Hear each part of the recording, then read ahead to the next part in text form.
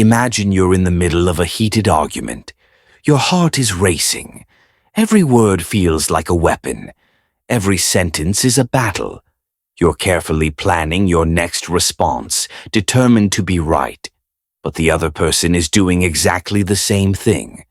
Neither of you is doing anything. You're just listening, waiting for an opportunity to fight back.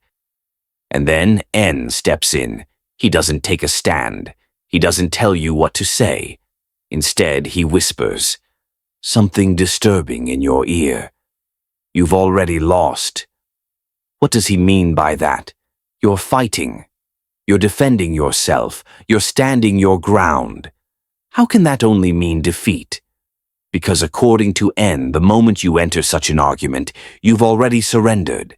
True power, he argues, comes not from fighting for what's right, but from something much more unexpected. So, what is this hidden power, and why does silence often speak louder than words? Let's take a closer look at his philosophy and discover the silent trick that gives you true power. Most people believe that power comes from winning arguments, proving others wrong, and dominating conversations. Friedrich N., however, had a very different view. He believed that power lies not in words, but in control. Why do people argue? If you've ever been involved in a heated argument, you know how quickly things escalate. But have you ever wondered why people argue? First of all, N would say that most arguments are not about truth, but about deeper psychological needs. Ego protection. People argue because their identity is at stake. Accepting that they are wrong feels like losing a part of themselves. The mind resists this at all costs. Power struggles. Many debates are not about facts or logic, but about battles for dominance. Who speaks last? Who decides? Who will make the other person change their way of thinking? Social validation. Some people argue not because they believe in their point of view, but because they want to be seen as smart, confident, or strong by those around them. N saw this behavior as a sign of weakness. He believed that those who react emotionally to arguments are controlled. As soon as you allow yourself to be provoked by someone, you have already lost Nietzsche's will to power and the famous idea of the Superman. The will to power is often misunderstood. It is not about brute strength, but about the ability to impose one's will on reality. This does not always require words. Sometimes the strongest power is the ability not to react, and this is where the Übermensch comes in. The ideal, superior individual in Nietzsche's philosophy. The Übermensch is not emotionally reactive. Like the average person, he does not argue just to win or prove a point. Instead, he chooses when to engage and when to remain silent, because power is not about talking. It's about controlling the entire interaction. Example. Imagine a meeting where two people are arguing. One is loud, aggressive, trying to prove they are right. The other calm, collected, they listen more than they speak. They don't get dragged into emotional back and forths. But when they finally say something, it's powerful, well-timed, and shifts the entire conversation. Who really holds the power here? And would argue that the person who stays in control, who doesn't react emotionally, always wins in the long run. Why strategic silence is more powerful than winning arguments. Silence, when used correctly, is not weakness. It's a psychological weapon. It forces the other person to reveal more about themselves. It makes them feel uncertain, making them second-guess their own words. It creates tension, and tension makes people uncomfortable, which gives you control. The Übermensch doesn't just stay silent in arguments. He uses silence as a tool, a pause, a moment of restraint, a well-timed response that flips the conversation in his favor. This is why Nietzsche's version of power is not about fighting. It's about mastering the battlefield before the fight even begins. Silence is not just the absence of words. It's a tool, a weapon wielded by history's greatest minds to dominate battles of intellect. Business and Warren's idea of power was not about loud arguments or winning debates. It was about influence, control, and strategic restraint.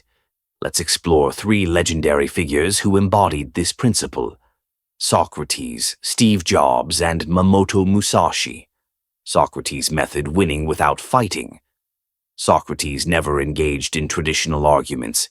He did not yell, attack, or try to force his point. Instead, he used a technique so powerful that it still shapes intellectual discussions today: the Socratic method, a way of questioning that made people expose their own contradictions. And imagine this: a proud Athenian politician claims to be the wisest man in the city instead of outright challenging him. Socrates simply asks, "What is wisdom?" The man, eager to prove his intellect, begins defining it. But with every question Socrates asks, the definition falls apart. The politician, once so confident, now stumbles over his own words, realizing he has no true grasp of the very concept he boasts about. Socrates did not need to tell people they were wrong. He made them realize it themselves. He understood a fundamental truth: people don't accept what you tell them. They only accept what they discover on their own. This is the essence of silent power. Instead of engaging in pointless shouting matches, ask questions that lead people to question themselves. Steve Jobs' strategy: the art of controlled conflict. If Socrates dominated through questioning, Steve Jobs dominated through strategic persuasion. He did not avoid arguments. He orchestrated them. His leadership at Apple was not about debating every small detail. It was about controlling the larger conversation. Jobs had a simple yet powerful principle: you don't waste energy on unnecessary fights. But when something truly matters, you go all in. One famous example was his battle with his own team over the iPhone's design. Engineers wanted physical buttons. Jobs wanted a full touch screen. Instead of arguing endlessly, he led them to see his vision. He let them debate, let them express their concerns until they realized through his guidance that a touchscreen device was not just possible, it was inevitable. He did not tell people what to think. He made them believe it was their idea all along. Most people argue out of ego to prove they are right, but Jobs argued with a purpose: to win people over, not to prove a point. And that's the key. If your words don't move people toward action, they are just noise. Mamoto Musashi, the silent samurai who won before the fight began. Now let's go beyond philosophy and business to the battlefield. Mamoto Mushi, the undefeated samurai, understood a simple truth: the best way to win a fight is to never draw your sword. Mushi won over 60 duels, but not just through physical skill. His greatest victories were psychological. He played mind games, unsettling his opponents before the battle even began. One famous example: his duel against Saki Kojiro. Kojiro was a master swordsman known for his deadly speed, but Mushi didn't challenge him head-on. Instead, he showed up hours late to the duel, making Kojiro furious. By the time Kojiro finally faced him, he was so blinded by anger that he made mistakes, allowing MHI to defeat him with ease. He knew that if your enemy is emotional, they are already weak. His philosophy aligns perfectly with this. The supermensch does not react. He controls the reaction of others. Musashi proved that silence, patience, and psychological dominance are often more powerful than brute force, the common thread power through strategic silence. What do Socrates, Steve Jobs, and Mushi all have in common? They never wasted energy on useless arguments. They did not react, they dictated the terms of engagement. They understood that true power is not in words, it's in influence. The next time you feel the urge to argue, ask yourself, am I reacting emotionally or am I controlling the situation? Because true power is silent. Why do we argue? Why do we feel the need to prove ourselves right, to fight back, to defend our ideas? Even when the argument is going nowhere, most people believe that arguments are about truth. They are not. Arguments are about power. The more you argue, the more you reveal about yourself, your insecurities, your emotional triggers. and most importantly, the fact that someone else is controlling your reaction, understood this deeply. His concept of will to power was not just about physical dominance. It was about controlling yourself so well that others fall into your influence without even realizing it. And modern psychology proves just how accurate N was. Why do people get trapped in arguments? Arguments are not logical, they are psychological. When we argue, we believe we are standing up for our beliefs in reality. We are often just reacting to deep-rooted psychological triggers. Let's break it down. 1. Cognitive biases. Your brain wants to win. Not learn. Our brains are wired with biases that make us terrible at arguing rationally. The biggest culprits.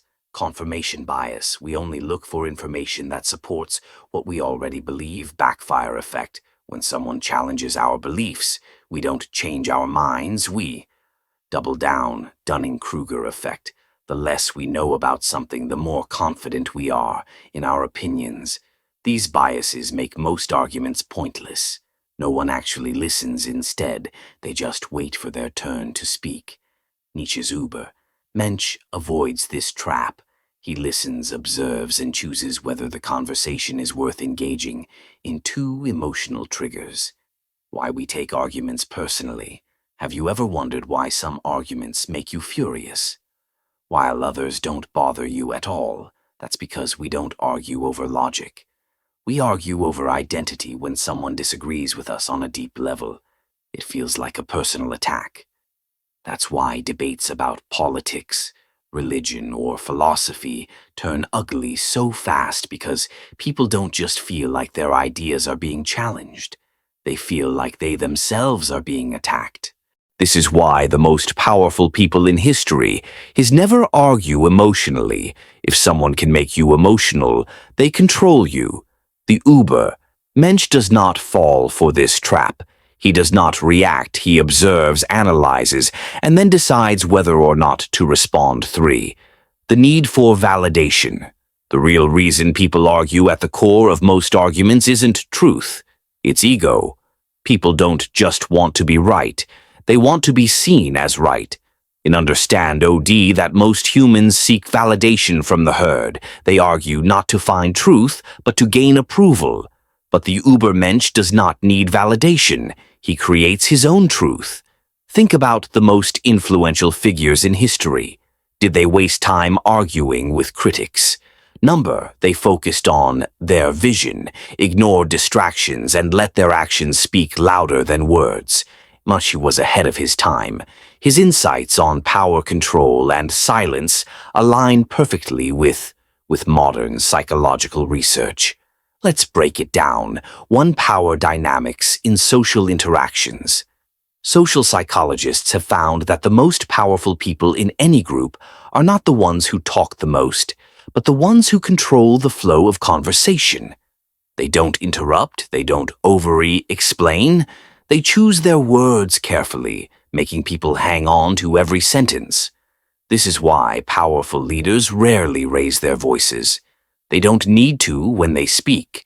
People listen because they have already created an aura of authority through their silence too. The role of self-restraint and persuasion research in behavioral psychology shows that people who stay calm and composed in arguments are far more persuasive than those who get emotional. Why? Because humans are wired to see calmness as confidence. Nietzsche believed that true power comes from self-mastery. The Ubermensch is not a slave to his emotions. He does not react, he decides, and that makes him untouchable. The real reason In saw silence as power was not because he wanted people to avoid conflict. It was because he knew that the one who controls his own reaction controls the entire conversation. Let's put this into perspective. If someone insults you and you react, you have lost. If someone challenges you and you feel the urge to defend yourself, you have lost. If you get pulled into an argument just to prove you are right, you have lost. But if you observe, stay calm, and respond only when it serves your purpose, you have already won. His philosophy is not about staying silent forever. It's about choosing your battles. Ask yourself, am I speaking because I want to, or because I feel forced to? Am I reacting emotionally, or am I in control of my response? Is this argument worth my energy, or am I just feeding my ego? Because true power, as N saw it, is not in words, it's in the silence before the words. The pause that makes others lean, in the decision to speak only when it matters. And that is the silent trick that gives you power. Silence is powerful, but does that mean you should always stay silent? Silence can be a weapon, but wielding it indiscriminately can be just as foolish as speaking without thought if silence were the only path to power. Then history's greatest minds, philosophers, revolutionaries, and visionaries would have remained unheard. Yet they spoke because real power is not in avoiding conflict. It's in knowing when to engage and when to hold back, and's will to power conflict. As a path to mastery, many misinterpret Ensch as an advocate of withdrawal, of detachment from the struggle. But his concept of the will to power was never about passivity. It was about domination, growth, and self-overcoming.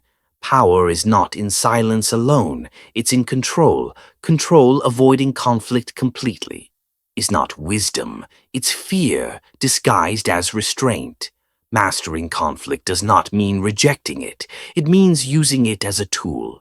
Nietzsche's Übermensch does not argue over petty things, but he also does not run from necessary battles. He knows that conflict can be a crucible for strength. Why do most people avoid arguments? Because they're uncomfortable. But Nietzsche understood that discomfort breeds strength. He saw struggle as necessary, not as something to be avoided. Weak thinkers avoid challenges. Strong thinkers welcome them because challenge forces refinement. Imagine a warrior who never enters battle. A blade that is never tested against steel will never be battle-ready. In the same way, a mind that is never challenged remains dull, weak, and fragile. Without intellectual conflict, your ideas remain untested.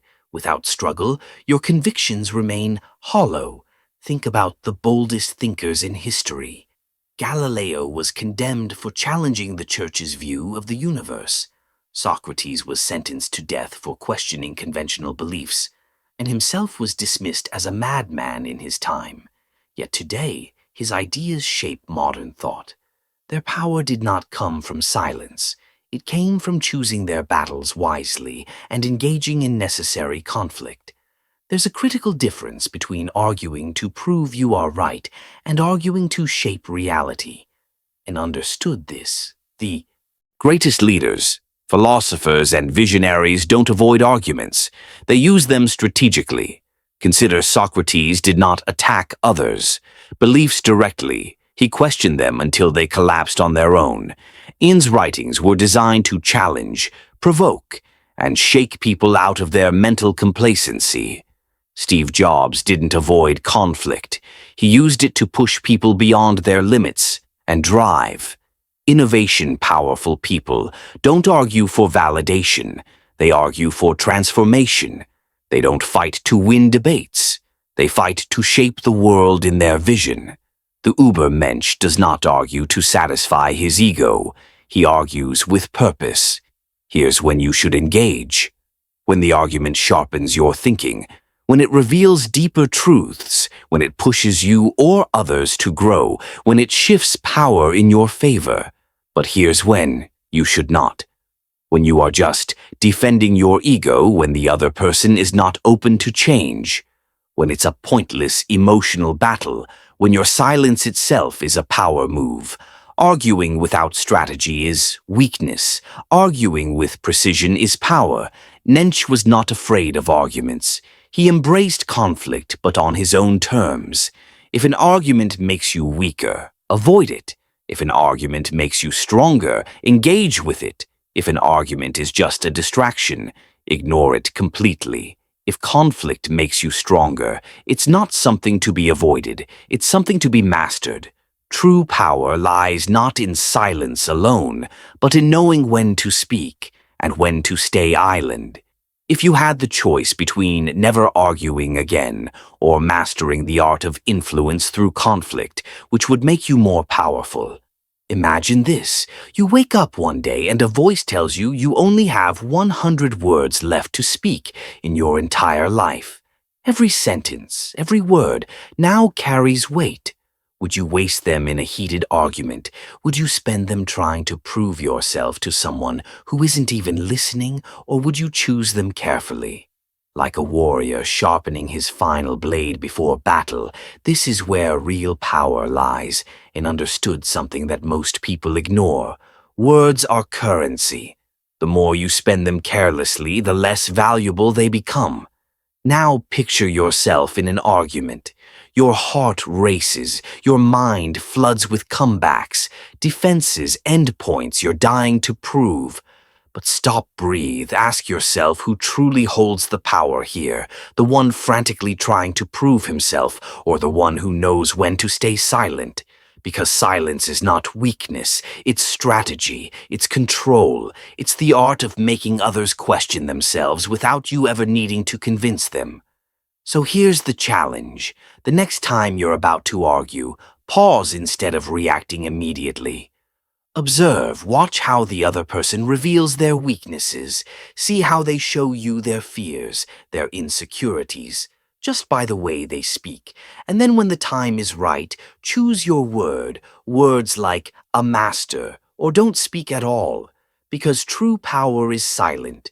Want more insights on philosophy, psychology, and power? Hit subscribe and turn on the bell icon so you never miss a deep dive into the ideas that shape the way we think and live. Stay sharp, stay powerful.